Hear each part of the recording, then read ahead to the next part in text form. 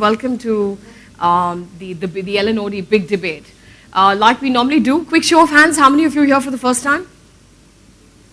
Okay, so that's a substantive number. It's good news always because it just means more people keep coming and adding on. I'm going to do what is typically done, which is customary at the start of the program, which is particularly in the interest of those who are here for the first time. We try and tell you what the LNOD Roundtable movement is really all about.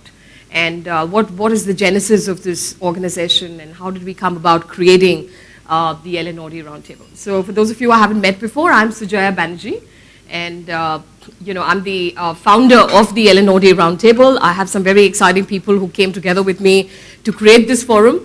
We've got Dr. T.V. Rao, who's on our governing council. As you know, he was the dean of IIM Ahmedabad, then literally the father of human resource development. I'm sure he's been guide and mentor to many of you in the audience. We've got Adil Malia, who's the group president, human resources of SR. We've got Prince Augustine, who is part of the Mahindra and Mahindra group. We've also got Shirish Jamdar, who used to be ex-Levers, and of course is a consultant now in his own right. We have Rajeshwar Upadhyay of Par Excellence, who's been doing a lot of great work, teaches at ISB. We got him on board as well.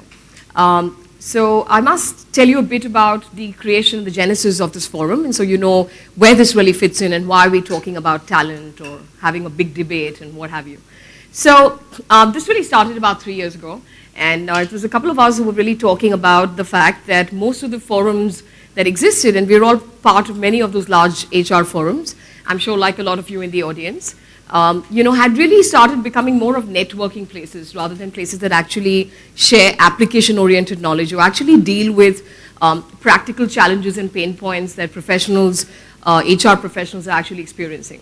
So a couple of things had happened from a market dynamics perspective. Organizations were growing fast. There were a whole lot of the kind and types of challenges that organizations were really trying to grapple with were different.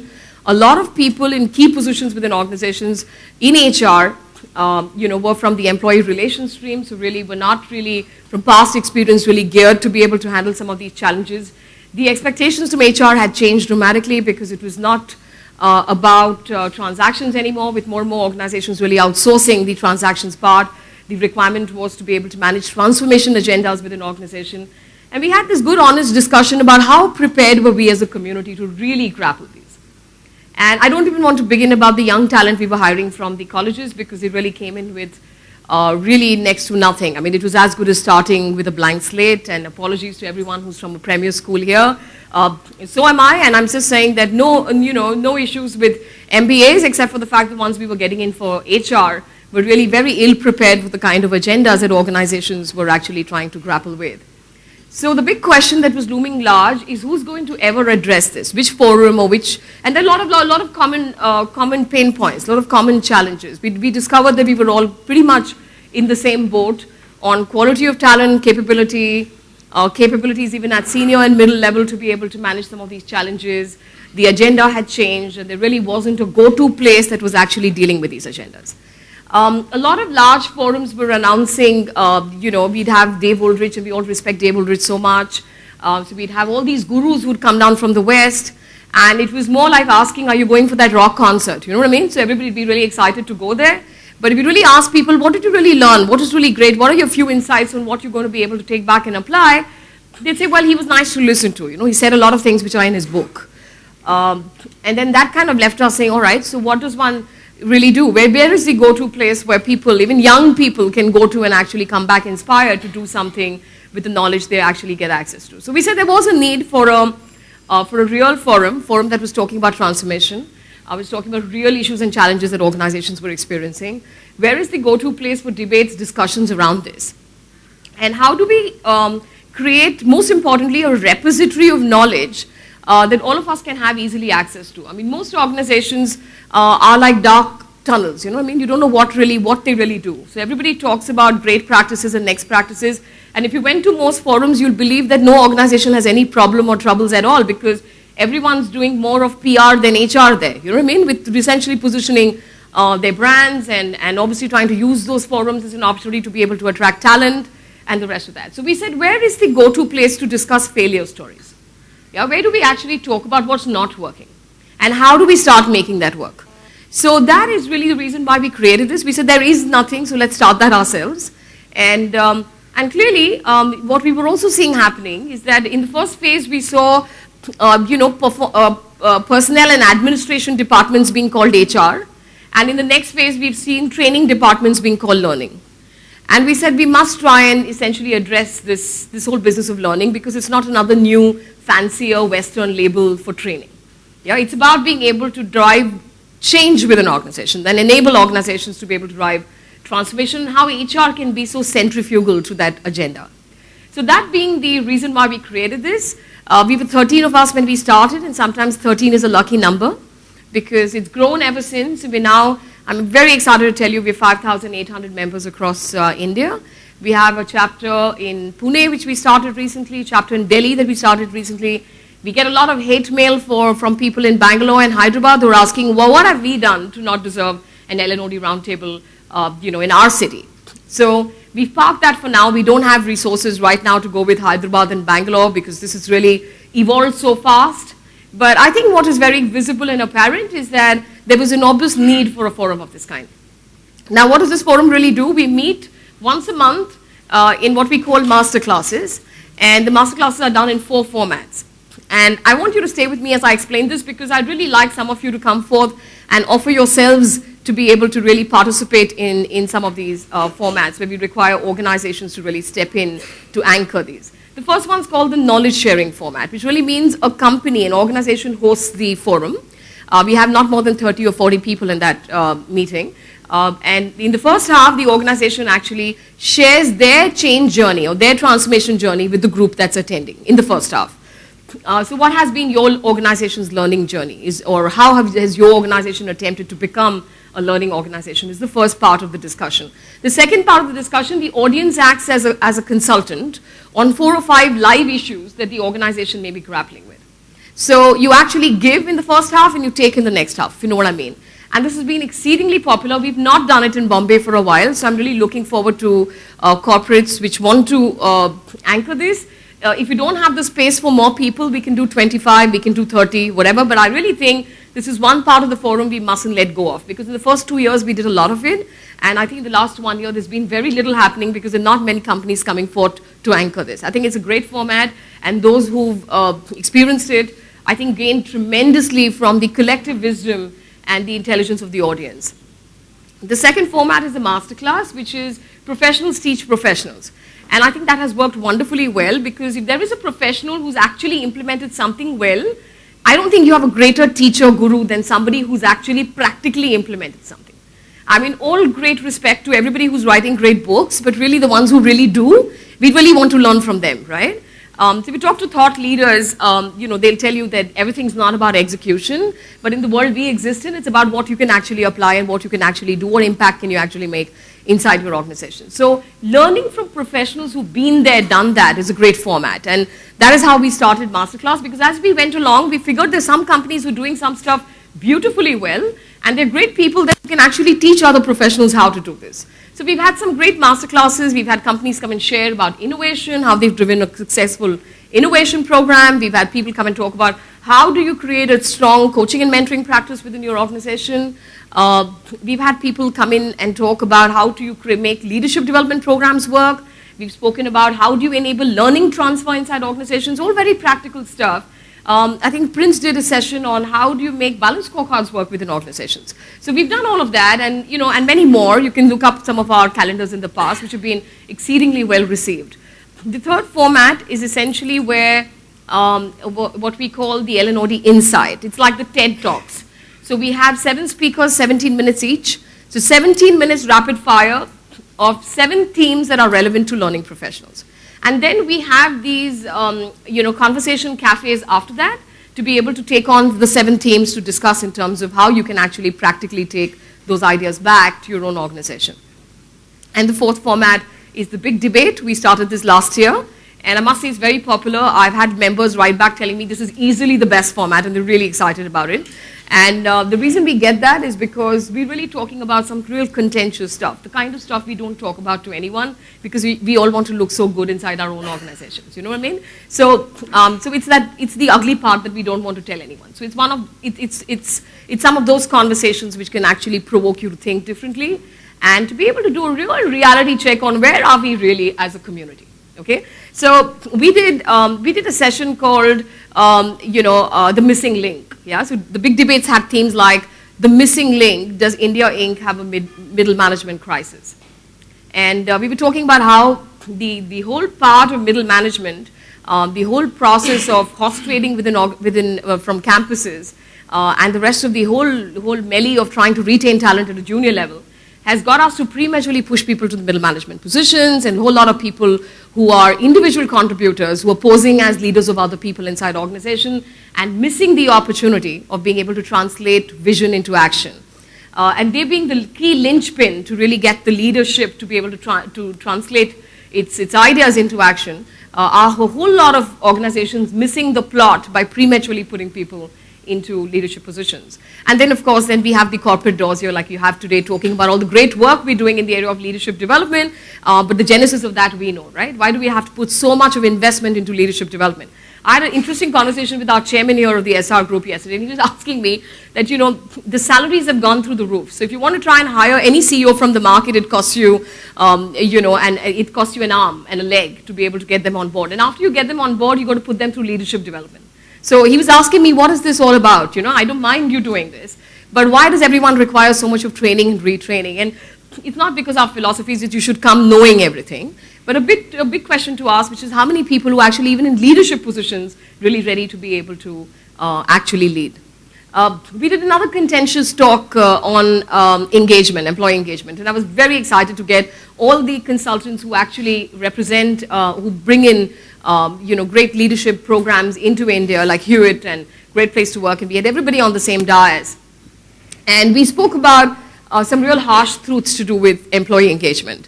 And the topic of discussion, of debate, was employee engagement, myth or reality. Because if the general belief is, finally when it comes to employee engagement is going to follow a normal distribution curve, then what are we all really trying to do inside our organizations under this whole melee called, there's a song and a dance in most organizations about employee engagement. So what is this really all about? Where is it really going to? Are we really measuring impact? Are we really seeing the benefit of come out of this, or is this another fancy HR initiative inside organizations, or fun and joy initiative, in which case we should be honest about the fact that it is just fun and joy and it's not really going to cause engagement and therefore retention. So today's big debate is to be able to again come forth to look in the mirror, look in the eye, to be able to ask ourselves some serious questions about the whole business of talent management.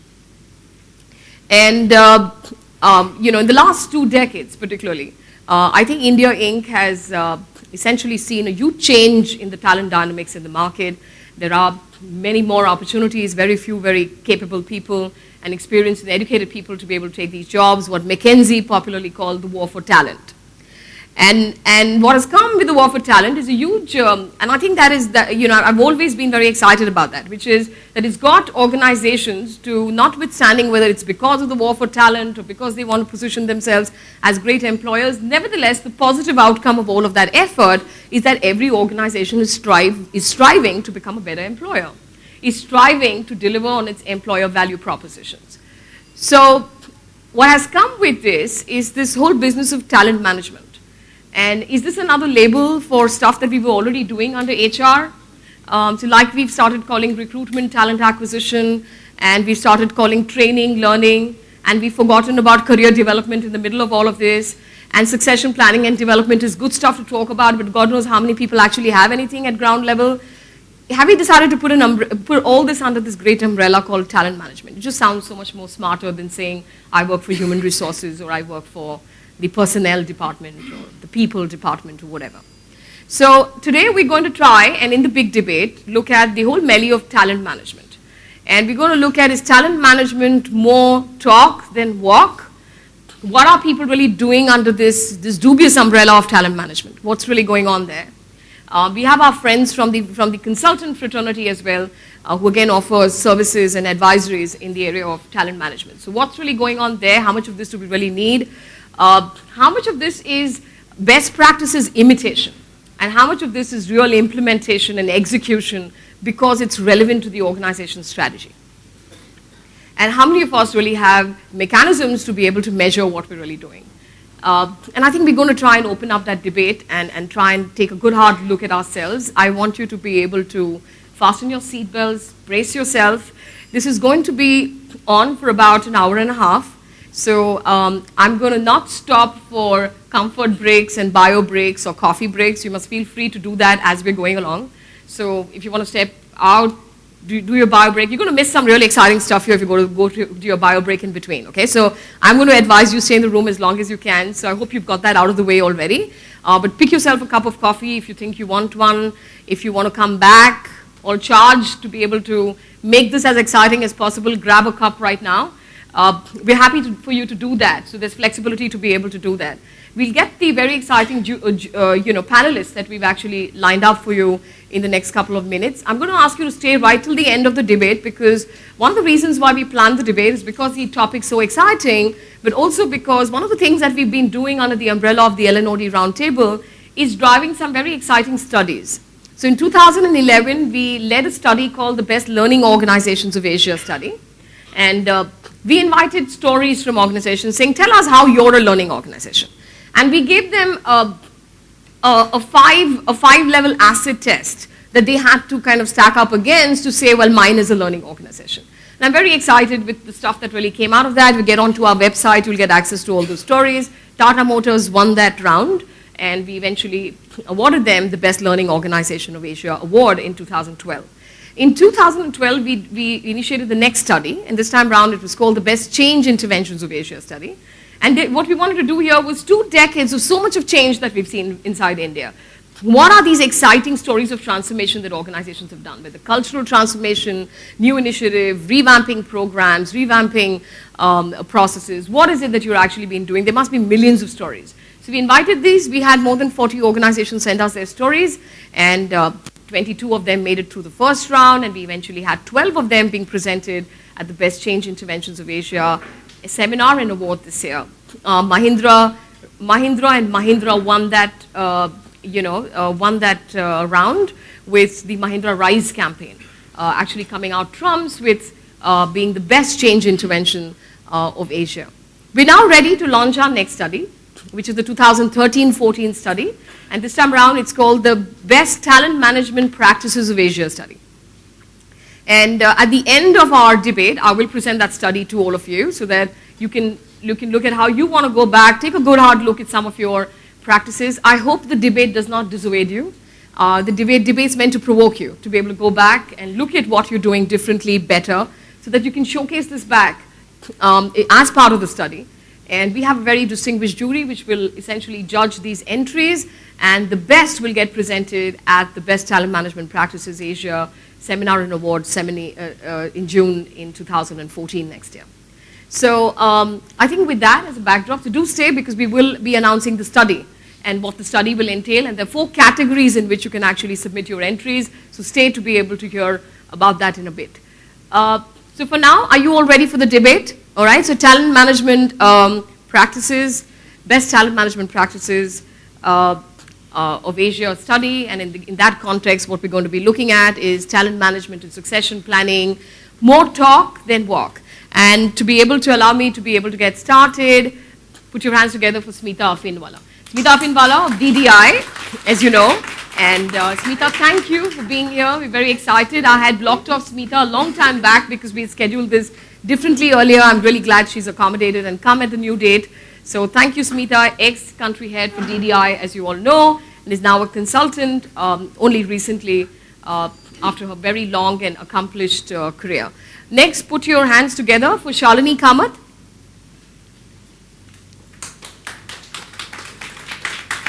Shalini Kamath of Ambit RSM, and Shalini. Oh, it's just Ambit, I'm sorry. So Ambit, and you probably have heard Shalini before. Years ago. All right, okay. We still see. Look at the strength of the brand. Yeah, it was always called Ambit RSM, so kind of one remembers it like that. But apologies from Ambit, and we're very excited to have Shalini here. We've got a lot of women on the panel today, which means you'll get people shooting from the hip, all right, and saying it the way it really is. So sorry, all the men in the audience, but you're going to get some real truth there. Put your hands together for the only sole male who agreed to be on this panel, Pramod Sadar Joshi. Yeah? Any conspiracy here? No, not really. So Pramod used to be with some very leading organizations. I know Pramod over very many years. He used to be with Citibank. He's a senior. So, I mean, all of us looked up to him with a great degree of awe and aspiration. Several years ago, we still continue to. He was the head ex-director of human resources of JP Morgan, is now a consultant, but we've got him here with his very rich experience. Put your hand together for Geeta Ghanikar. And Geeta works for Raymond's Limited, and we're very excited to have Geeta come and join us as well. And last but not the least, put your hands together for, it's second last. Yeah, we're going to call Sujata Deshmukh of Hydrix and Struggles, and she does some real fab work in the area of leadership. So thanks, Sujata, for being here. And last but not the least, again, another lady who doesn't mince her words. And, the minute we were trying to put this panel together, I said, I must have Aparna Sharma on the panel. Put your hands together for Aparna Sharma. Again, a very dear friend. And from Lafarge, and I must say Lafarge is one of the winning entries at the Best Change Interventions of Asia. So I think I'm going to come right back to, the audience, I must let you know from a format perspective, We will try and do 2 discussion threads with the panel and come right back to try and get your comments and your questions. Everything that you participate with, it does not have to be a question. It can well be a comment. But I'm going to give you a chance to be able to come back. So volunteers, can you be there with your mics in case the audience wants to come in? All right. So everyone, panel, everybody's ready. You got your cordless mics here to be able to answer. I've got a couple of pieces of information, and I'm going to start with assessment straight away, and we're going to look at talent acquisition in the first thread. Processes, systems to do with talent acquisition, nice fancy name we've got there for recruitment. When we started our careers, this was just called plain recruitment. Some data here, more than 70% of global companies surveyed use assessments while recruiting new employees. I don't know whether Savills and Holdsworth were trying to do a pitch for themselves, but they believe more than 70% organizations use assessment at the entry level, tend to use assessment at an entry level. I just want to know from the practitioners on the panel, anyone can take this. Is this true? Do you really believe assessment is a very significant part of being able to hire talent inside organizations? How much of this is essentially SHL pitching to ask the rest of their clients, who are not yet their clients, to become their clients? I really want to know, how serious are we about assessment as part of selection? So the practitioners can, does Geeta, want to go, maybe Aparna, yeah, do your organizations really use assessment? I think this is on, it's already on. Okay, so Raymond is a new entrant into the assessment process for hiring, for talent acquisition. We have recently introduced this process, recently as in about 3-4 years now. And at the entry-level talent, there was always assessment. So when you go to campus or you're hiring GTs, that is graduate engineering program, engineers program, there is some level of assessments there. But for lateral entry, for leadership assessments, we now have a fairly evolved process around that.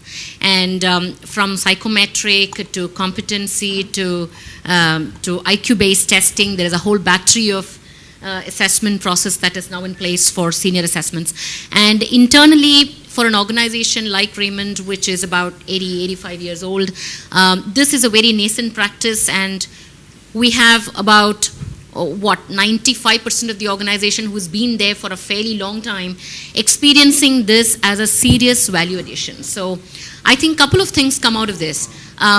Some obvious mistakes that one would make in an interview process. Otherwise, you meet a very critical senior resource for an hour or two. Maybe 3 people meet him just to mitigate the risk. But that's about it. So all put together, about 5-6 hours of meeting is what you get to assess an individual otherwise. And there could be several things that are not presented or did not get explored during the time. And that's a risk to take. Right, why don't we move this over to Aparna? Right. Yes, absolutely. Yeah, we're going to come right back. Yeah. Do you believe that people actually are we using assessment? You've just changed over to Lafarge, X-organization now. Do you see this do you see organizations serious about this? That's what I'm actually asking. So, in my own experience, I don't think organizations are very serious about it. It's used as one of those, processes, as you're saying, to mitigate the risk. And I think organizations are also looking at replacing assessments by some other processes that can be inbuilt into the hiring and the selection process. However, it would be different when you look at entry level versus senior hires, and probably what kind of skills. More importantly, the culture fit or the profile fit into the organization. The experiences, especially my personal experience, has been that people are able to fib that bit with some of these assessments. So it hasn't stood the test of time in organizations that I've been part of, and we haven't looked at introducing that in the current organization yet because of these pitfalls. Okay, so you're saying sometimes it's there, sometimes it seems to not be part of the organization's process. And limited success stories, because there's still the jury's out on whether this really enables you to make a fair prediction. I'm going to move on to show you some more data here. More than 90% of the companies who use assessments for hiring focus the test on measuring the potential employee skills and knowledge. Nearly 2/3 of hiring managers come to regret. Despite all this, more than 2/3 of the hiring managers come to regret their interview-based hiring decisions. 70% of applicants and 28% of hiring managers indicate they are dissatisfied with the hiring process. I'm quoting research here. This is not out of the top of my head. A lot of this research includes India in its respondent base, and that's how we've selected it. 46% of new hires leave their jobs within the first year. 50% of current employees mentioned that they were actively seeking or were planning to seek a new job. This is Deloitte's survey. So nearly 50% of new executives hire quit or are fired within the first 18 months by a new employer. 40% of newly promoted managers and executives fail within 18 months of starting a new job. And 46% of new hires in the United States must be classified as failures within the first 18 months. So only the last piece of research is pure US research, but the top two, essentially, particularly the Corporate Leadership Council includes data from India. 50% of new executive hires quit or are fired within the first 18 months by a new employer. Smita, do you want to tell us what's going on? So I think what's really going on is, first of all, I believe assessments are a hugely misunderstood process. They are viewed as a panacea for all ills, like a crystal ball, something you gaze into and have an aha moment. It's not that. So I think there is a misuse of assessments. The wrong assessments are used for the wrong purposes, which is what leads to failure and mistakes. The second thing is, particularly in India, I'm talking now particularly in our Indian context, what we see very often is a pass-fail mentality. So you put the person through an assessment, you see, are there 3 greens, are there less than 2 reds, so he's pass or he's fail. There is very little thought, there is very little discussion, there is very little understanding of the true implications of assessment results. Vis-a-vis the role you're hiring into, vis-a-vis the culture, as you mentioned, which is critical, particularly in senior level assessments. So I wouldn't go so far as to throw the baby away with the bathwater and say assessments are not effective. But I think assessments are not understood adequately. They are not used accurately. They are misinterpreted. I mean, all kinds of things are done with assessments, which those assessments were never designed for. And that is really, to my mind, the cause of this. So let me move this over to Shalini. Shalini, this is not only about assessments, it's about talent acquisition in general. Yeah, because it looks like 50% people don't seem to eventually work out. Even the newly promoted people, almost 40% seem to not succeed. So what is happening to the whole process of assessment, not in terms of formal assessment, but whatever might be this assessment that we're doing in the talent acquisition process, whether at entry level or inside the organization? Have we as talent managers managed to bring a science to this entire process? Or is this still left to chance? Because it looks like there are high failure rates. I believe in sharing practical experience of what has worked and what has not worked, because that's where the learning comes from. So I will share exactly what happened with me. So I used to head human resources for KPMG and moved to a very small startup and hired about 7 CEOs within the first 1 year. And 3 of them we had to ask to leave and 1 quit. And that's when I realized there's something that I'm not doing right, because, maybe the context is not right. So we put in a process of talent acquisition which now has about 7 or 8 things in it so that we do it right. So the first is, of course, the typical interviewing, which is with different people and everything. And I will stick to the assessments because that's what we are discussing. I actually approached Workplace Big 5 and worked with them, identified people within the system that had done well in our kind of an entrepreneurial environment, got them assessed, picked up the competencies that worked within them, and at each level started using those competencies to assess the new people that we were acquiring. And then observed and validated those over a 2-year period and realized that there was a success rate of about 75% in terms of the match. So the areas where it came out that they found us draining when they were doing their jobs correlated with their performance evaluations at the end of the year and with the areas where they were not that successful. And of course, our our retention rate improved dramatically. We have very, very low percentage. At the senior level, it is near negligible, and at the mid-level and junior level, it is close to about 3 to 4%, when the industry is at about 7 to 9%. But we use this typically just to ensure, but we used it in a different manner. So we kind of worked with the consultant to develop something which worked for us. The second area where I found serious challenge was where the CEOs were not willing to look at this while taking their decision on hiring. That's another serious concern that is there. So what I did was I actually made all the CEOs pick up 3 areas of weakness that they think they have, and ask them to run that, ask Workplace Big Five to run those competencies for them to assess whether the final report that came out could pick that up or not for them. And again, about 80% of the cases, it was bang on.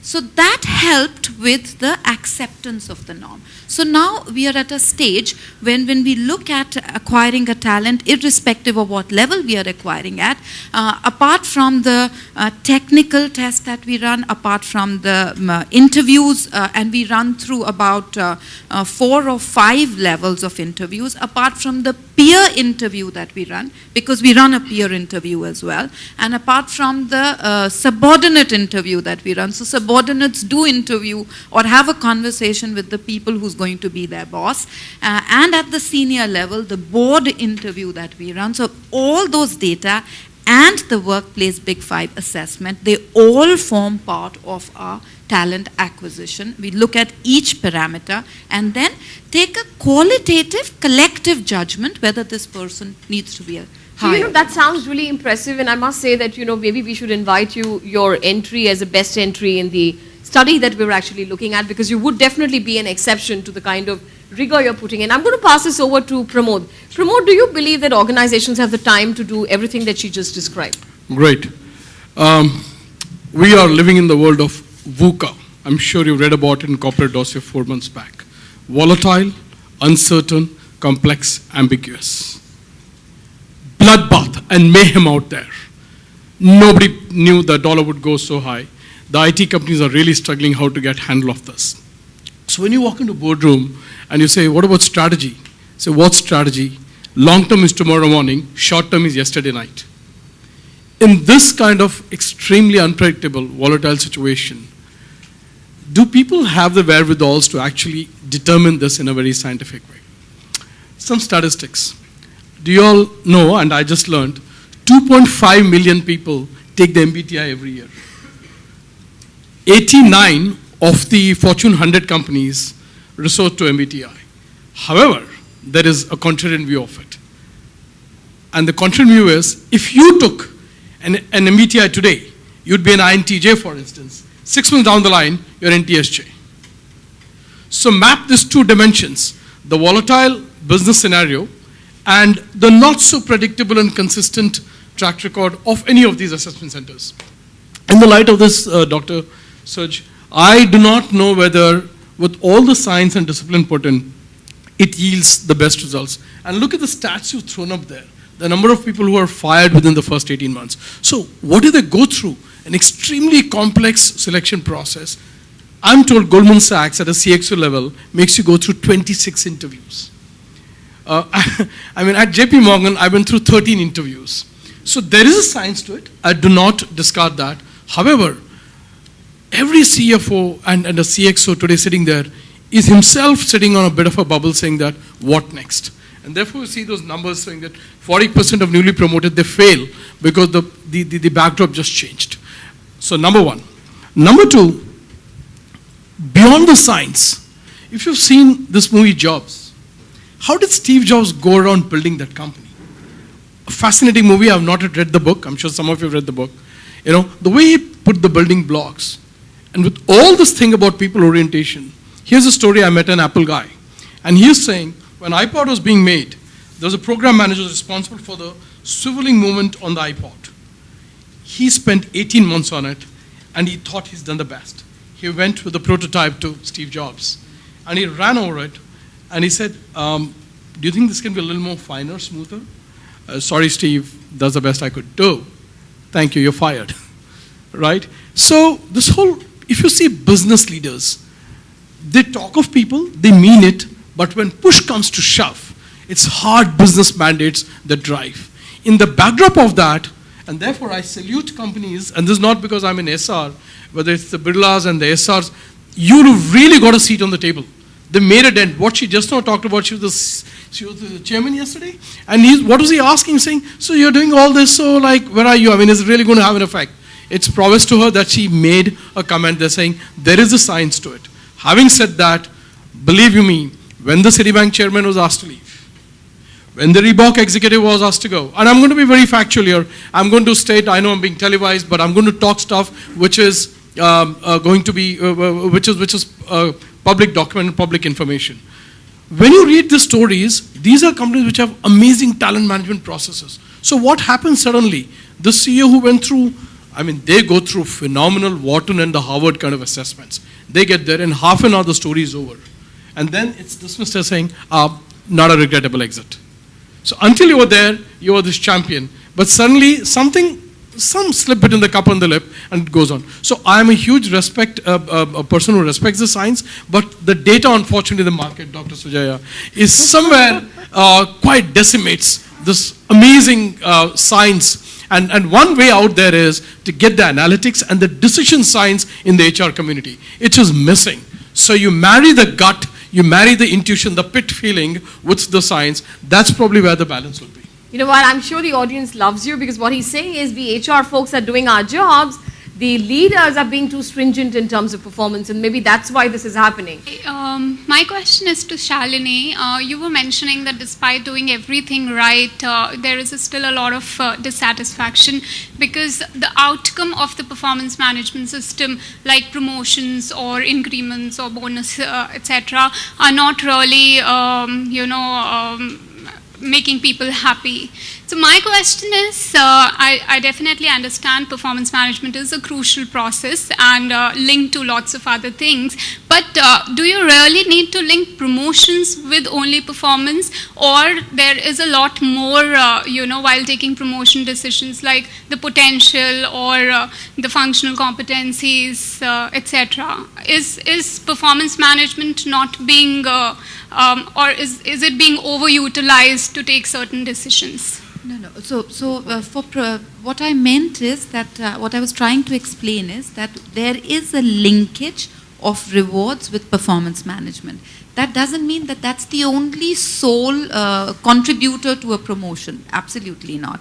There is a whole lot that is done to look at the potential, to look at whether the person would be able to take the new responsibility or not. Would the person be able to, can the person take that now, later, potential? That entire piece is looked at as well. But there is a proportion of that, about, I would say, close to about 50%, which would be on last 3 years' performance as well. So it is a data point that is taken, but this is not the only data point that is taken. My entire thing was on the linkage, and I do believe in the linkage. Because if you don't have the linkage, then why run that process? What are we doing it for?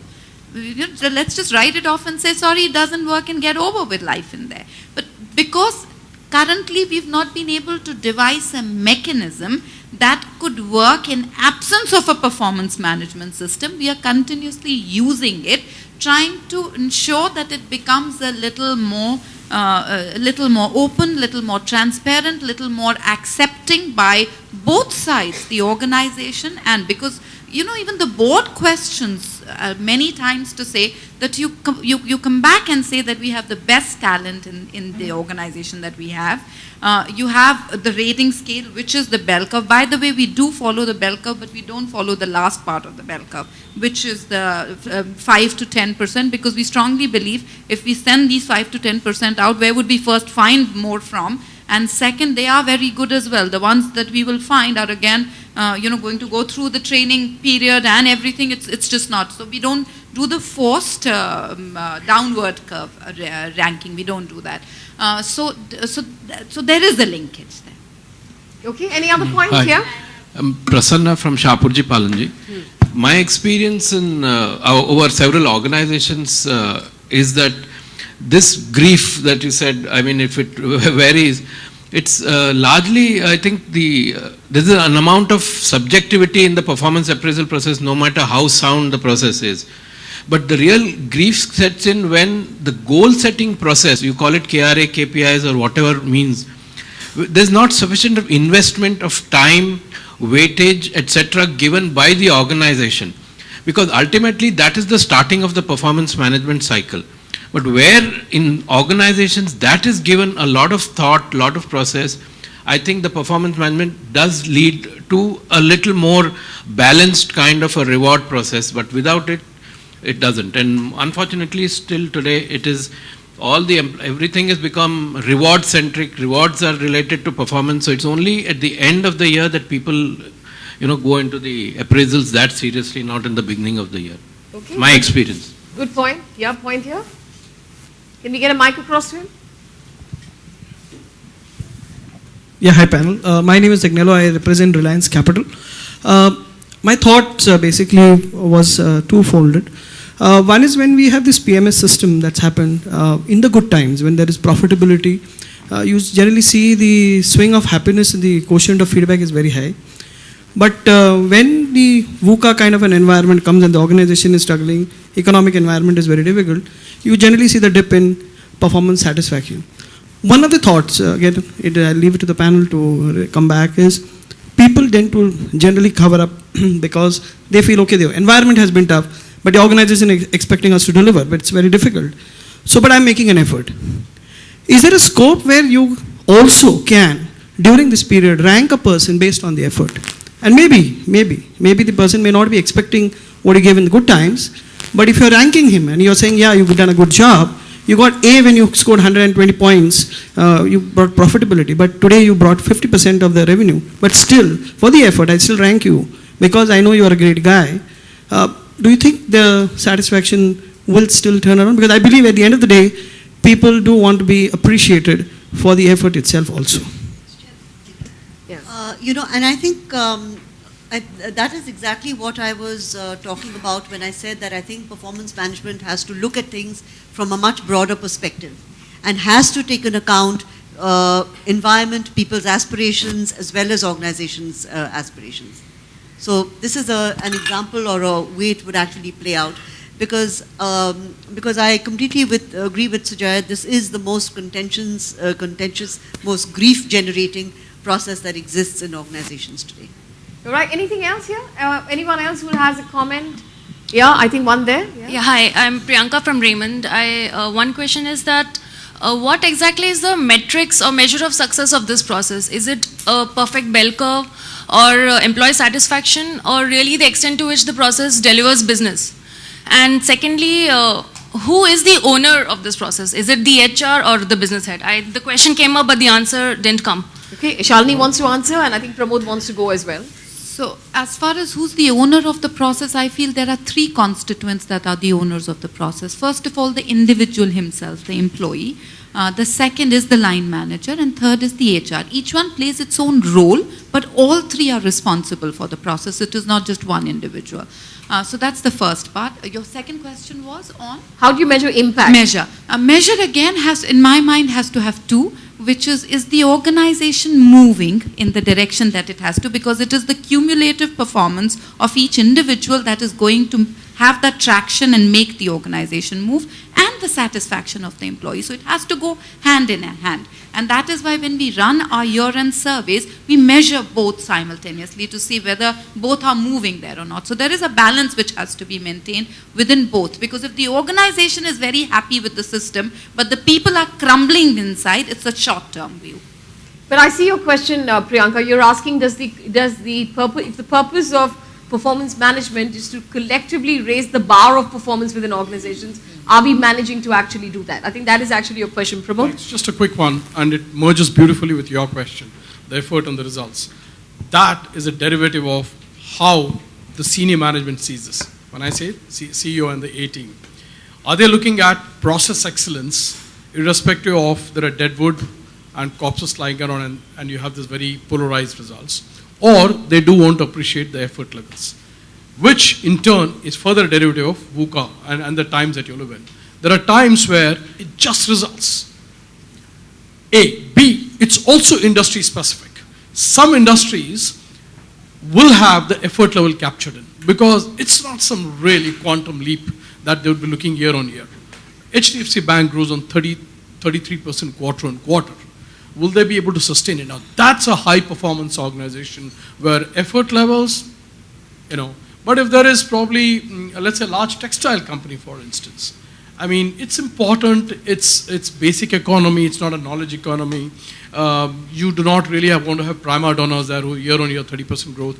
There, the effort level will be captured. And ma'am, to answer your question, a very good question in terms of what's the metric, has it gone off well? So two issues. One is, what are the two or three things that the senior manager is looking at in terms of this? Three things. One, determining their own merit increment. Therefore, how do you have the process? And bell curve comes in there. Second is the performance incentive scheme, right? How beautifully it's anchored down to the clinical process of how it's done. And the third, in some companies, is the whole stock option game. A good performance management system can actually give you amazing data on which you can anchor these three critical reward systems. And the last piece, which is a metric, is what do you do with the consequence management, the bottom 10%. A lot of people, it's a very bad news, it's bad conversation to have, but a good performance management system will also have that factored in. And the number one thing is, all of you will agree, any leader in a company, he could be middle management, would you agree, if he can't spend 30-40% of time on people who make him success, what the heck? Because there have been situations when I've gone to line manager, Pramod, please, I mean, I'm busy doing sales call, right? He's this very hoity-toity, very successful guy. Finally said, no, but Sujaya is my boss and she's wanting me to submit the bell curve. Guess what happens? He's got 40 people reporting into him. Or is that critical? Because there is a company where on March 31st, if everybody's ranking is not locked into SAP system, I had the boss telling his subordinate, look, there's three people who deserve a 40% increment. System cannot give you now. It comes out of America, right? Now you better make sure, if you have an ATM locker there, ATM, go and pull out your money. You're trying to be obviously ridiculous, but trying to convey a point, you messed up this, you messed up the three people life, and I do not want any one of them to leave. So the entire process orientation. Extremely critical. So what happens? He goes in, you go in, I said, hey, listen, I have a deadline 5 p.m. Sujaya is my boss, I need to submit this. In exactly 10 minutes, he said, okay, acha yaar, leke aa jao. And in 10 minutes, he gives ratings on people who made him successful. And it's so relative. So a guy came to me, chalo sir, acha, sorry for Hindi, but he says, baad aa gayi sir, mera chhat gira to kya gaya, uski bhans bhi to mar gayi. Huge comfort level in sharing of misery, all right? Thank you. Right. I think Geeta has a point. Yeah, just a couple of things. One is that I was connecting to the question that you were asking about whether effort should be acknowledged versus outcome. I think two things. When we look at people below a certain level, nothing to say about the seniority or junior or how junior they are or whatever. They have very little say in the actual strategy or key initiative, or the decision to invest or not, etc. So what happens for that individual is that he comes to work, he clocks in his 12 hours, he really does what his bosses are asking him to do and strives through the year. Now at the end of the year, the results don't add up. And he is also the victim of an overall downfall in the system and therefore not making it to a business rating, and therefore his rating gets impacted and his payouts get impacted. So it may be useful to say, and I'm increasingly thinking about it, we have had 2 bad quarters, 2 bad years, now we are just about coming out of that, and increasingly, like you mentioned, the textile industry is not as impacted, but maybe the apparel, engineering, FMCG part of our business is very impacted. And when I look at this whole scene, it is coming to me that maybe the performance management, which is outcome based, need to be really tightly held for the top few levels where people have an impact on the long-term strategy and actions and initiatives that the organization takes and are decision makers in that sense. And below that, it is only fair that we value the contribution that they are making in the time that they are spending in the organization. So I think there needs to be some way we need to be able to differentiate this and look at it differently. The other part is that when we strictly look at goals and achievement against goals, over the years I have seen people play around with this. So if I had 20% over budget, then there is an upside to that particular unit gets. And there is a mechanism people hoodwink the system and play lowballing on the budgets, etc. On the other hand, you put a number and you really want, if there is an opportunity out there, and that can happen in the kind of volatility we are sitting in, suddenly something can come up. And we may have somebody not really stretching because he doesn't want to take the risk to go out there and risk failure because all his payouts are linked to the budget achievement. So how do you reward risk and also protect the person's basic performance levels is a dichotomy in this and a struggle. So it starts at the budgeting level. In the kind of unpredictability we are living in, these budgets can never be, hard lines. And how do you allow ambitious managers to go out there, take the risk, look for opportunities and do something for the organization without beating them up at the end of the year that, look, you risked this and it didn't happen. And so the whole organization under this guy, 200, 300 people below him, suddenly loses everything that they had in terms of variable pay because this guy took an ambitious budget and somebody else did not take an ambitious budget. So the signs around that, at least for me, it continues to remain a struggle. And when I work with senior leaders. I'd like to respond to that, Sujata. Right. So the first one that you mentioned was around, which is your, the mid-level and the junior level doesn't contribute directly to either the strategy or whatever, and there needs to be a differentiated strategy. Completely agreed with you, and I think most organizations follow it. So this is the way we look at it. And the second piece, I'm going to link the two. The second was to say, should it be more effort-based for them rather than outcome-based for them? So the first part I agree with the second I don't. Because what happens is, outcomes doesn't necessarily mean that the outcome is only supposed to be a financial number. No. Outcome could be related to your day-to-day work that you do, within which you identify a project that you would complete, whether there is a certain upgradation that you would do, whether there is certain, newer aspect or a newer product that you would develop. It could be anything which is related to your work, but it is output-based. It doesn't say that, at the end of the year, I would be a good person or a hard-working individual. That's not what. Yeah, so outcomes are still there for both. Outcome I was talking about. Agreed. So at the senior level, the outcomes are more financial and more strategic. And at the mid-level and the junior level, the outcomes are more day-to-day routine work related, which are project-led. So that's there.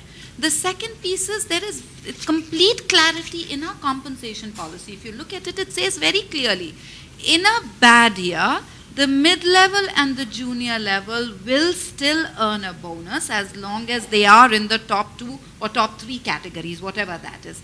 In a good year and in a bad year, the senior management, if they are not able to deliver, would be the ones that would actually bear the brunt of it. In a good year, the mid-level and the junior level will definitely earn a bonus and whatever that is associated with it, rewards, which are going to be better than in a bad year. But in a good year, the senior management is going to earn exponentially. Because if the risk and everything is at that level, if they are taking the brunt, then that is also there. Not just that, the ESOPs are also dependent upon that. So that clarity has to be there. Otherwise, the linkage, otherwise you're literally crumbling the middle and the junior level for something that they have no hand in. Right.